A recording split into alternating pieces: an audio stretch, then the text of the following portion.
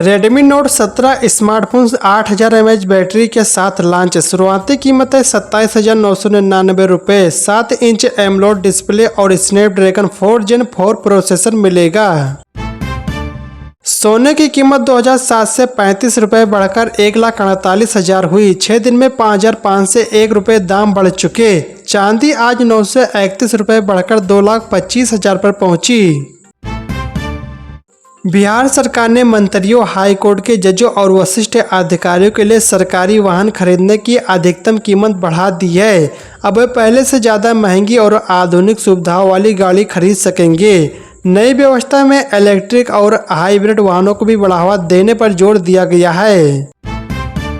Lucknow Kanpur expressway पर toll tax पर रोक लगा दी गई है। बारिश में सड़क बार बार धंसने के बाद एनएचएआई ने फैसला लिया है। एनएचएआई ने कहा कि एक्सप्रेसवे पूरी तरह ठीक होने तक टोल टैक्स नहीं लिया जाएगा। प्रतापगढ़ में यूपी संस्कृत बोर्ड 2026 की 12वीं के प्रदेश टॉपर रजनीश यादव के खिलाफ धोखाधड़ी की एफआईआर दर्ज की गई है। आरोप है कि उसने नाम और जन्म तिथि में हेरफेर कर परीक्षा दी। 89.36% अंक हासिल कर प्रदेश में पहला स्थान प्राप्त किया है। सरकार ने दिव्यांग बेटियों के लिए ई ट्राई साइकिल योजना शुरू की है, जिससे वे स्कूल कॉलेज तक आसानी से पहुंच सकेंगी। बस्ती में 100 दिव्यांग छात्रों को इस योजना का लाभ मिलेगा, जिसके लिए आवेदन प्रक्रिया शुरू हो गई है। जिस गाड़ी का थर्ड पार्टी इंश्योरेंस नहीं है तो उसे पेट्रोल डीजल नहीं दिया जाएगा। सुप्रीम कोर्ट ने केंद्र सरकार को यह पायलट प्रोजेक्ट तैयार करने का निर्देश दिया है।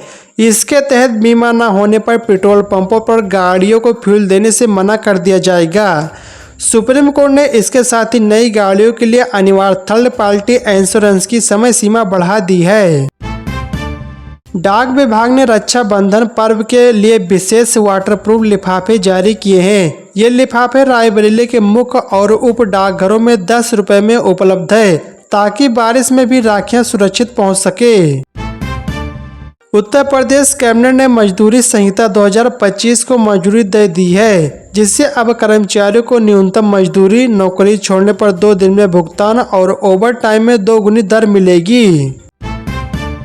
डाबर के कई प्रोडक्ट की बिक्री पर रोक लगा दी गई है। इसमें शहद और गाय का घी भी शामिल है। यह प्रोडक्ट 100% शुद्धता के दावे के साथ बेचे जा रहे थे। यह रोक खाने पीने के सामानों के मानक तय करने वाली सरकारी संस्था एफएसएसआई ने लगाई है। चलिए दोस्तों, अगली खबर बताने से पहले इस वीडियो को भी लाइक करें, शेयर करें और चैनल को सब्सक्राइब करके बेल आइकन प्रेस कर लीजिए।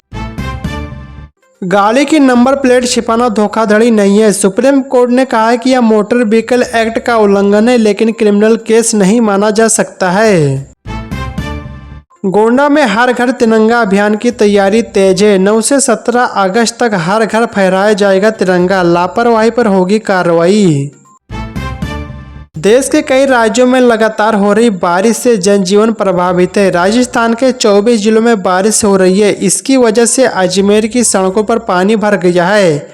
वहीं बिहार के बांका में अलग अलग जगहों पर बिजली गिरने से 6 लोगों की मौत हो गई है। मौसम विभाग ने सभी जिलों में बारिश का अलर्ट जारी किया है।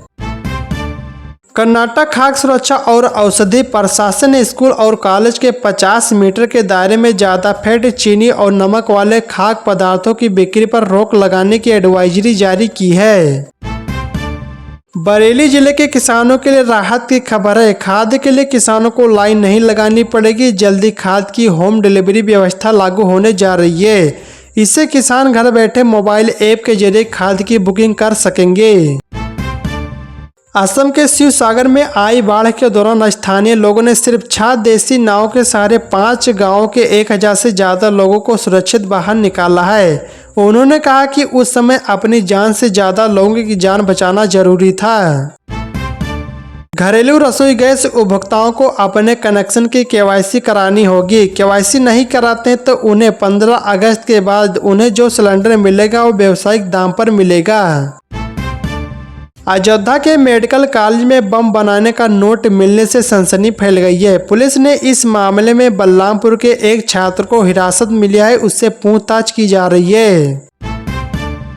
हीरो का नया इलेक्ट्रिक स्कूटर बीडा BX2 गो लॉन्च। कीमत है 1,13,000 रुपये। 128 किलोमीटर की रेंज मिलेगी। 65 मिनट में 80% चार्ज होगा। केंद्र सरकार ने प्रधानमंत्री किसान सम्मान निधि योजना को वित्त वर्ष 2030-31 तक बढ़ाने का निर्णय लिया है। इस योजना के लिए 3.15 लाख करोड़ रुपए स्वीकृत किया गया है। मुख्यमंत्री योगी आदित्यनाथ ने कृषक छात्रवृत्ति योजना की राशि 3,000 रुपये से बढ़ाकर 5,000 रुपये प्रति माह करने का निर्देश दिया है। राज्य कृषि उत्पादन मंडी परिषद की बैठक में किसान सहायता योजनाओं की अवधि 2030 तक बढ़ाई गई है और 2026 से 27 के लिए 3,025 करोड़ रुपए का बजट स्वीकृत हुआ है। केंद्र सरकार ने देश भर में चीनी की कीमतों को कंट्रोल में रखने के लिए बड़ा कदम उठाया है। सरकार ने आदेश जारी कर चीनी व्यापारियों के लिए अधिकतम 30 दिन की स्टॉक लिमिट और 4,000 कुंटल की होल्डिंग लिमिट तय कर दी है। डेयरी फार्म शुरू करने वालों के लिए बड़ी खुशखबरी। सरकार डेयरी यूनिट लगाने पर दे रही है 50% तक की भारी सब्सिडी। यूपी सरकार ने कृषि यंत्रीकरण योजना शुरू की है। इस योजना के तहत किसान कोई भी कृषि यंत्र खरीदने पर सब्सिडी पा सकते हैं। इससे उन्हें आधुनिक कृषि यंत्र खरीदने में आसानी होगी और वो खेती का काम और भी आसान बना पाएंगे। योगी सरकार ने यूपी रोडवेज के बेड़े में 250 नई AC इलेक्ट्रिक बसें शामिल करने को मंजूरी दे दी है। इन बसों से यात्रियों को आधुनिक, आरामदायक और प्रदूषण मुक्त यात्रा मिलेगी, जिस पर 4 से 25 करोड़ रुपए खर्च होंगे। योगी सरकार ग्रेजुएशन करने वाली छात्राओं को स्कूटी देगी। इसका फायदा उन छात्राओं को होगा जिनके परिवार की सालाना आय 10 लाख रुपए तक की होगी। स्कूटी हर विश्वविद्यालय और कॉलेज की टॉप 5% छात्राओं को ही मिलेगी।